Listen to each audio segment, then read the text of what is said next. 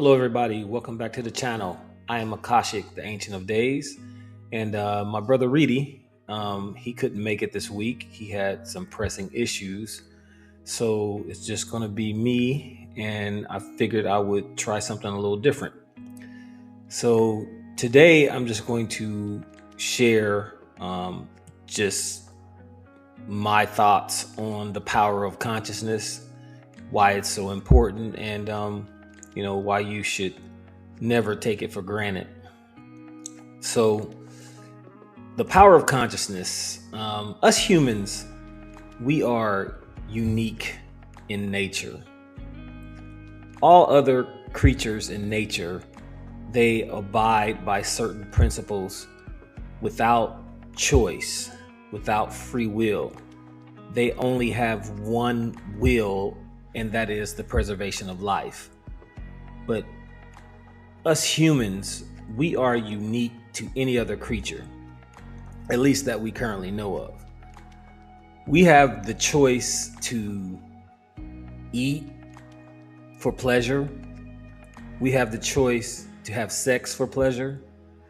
We are the only creatures that we know of that seek out knowledge for its own sake. We can create music. We can choose our language. I've never seen a cat bark like a dog, and I've never seen a dog meow like a cat. We have the ability to change. We have the ability to shape reality into our own liking. And this is very powerful stuff. Our consciousness is so powerful that if you give us a plate of hot food, we can use our breath to cool off that food. And then with that same breath, if we were outside in the cold, we could heat our hands up. That's the power of our free will and our consciousness and our ability to reshape reality. Consciousness is so powerful that we are the only creatures that have the ability to walk away from what we perceive as a bad deal. All things in existence have to endure reality as it comes. Humans are the only creatures who can look at their circumstances and decide to opt out. We have the power over life and death.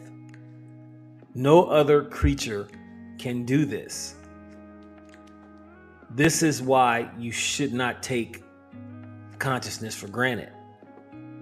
Because if you just live your life on default, you are giving your power away.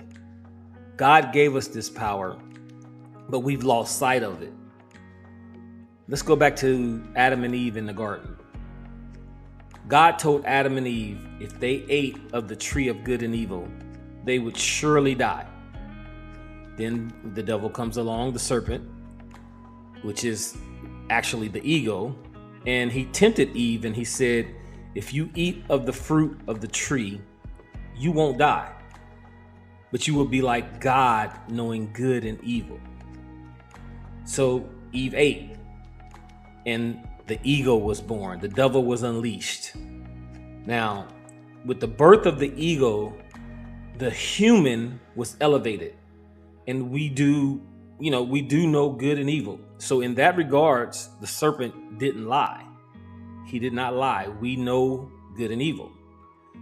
But along with the ego came the fear of death. And with that, we lost connection to being. We forgot our connection to the source and the truth that we can never die. So we traded the truth of immortality for pleasure, identity, and the fear of death. So in that regard, God didn't lie either. Because once we traded the being for the human, we now fear death. When in all actuality, the truth is that our soul was never born and can never die. But we've lost sight of that because we've unleashed Satan, the ego, which makes us form identities and judgments into our being. And so now, instead of being human beings, we are now just human. So it's important that we take time to elevate the being, because the being is the only thing that's true.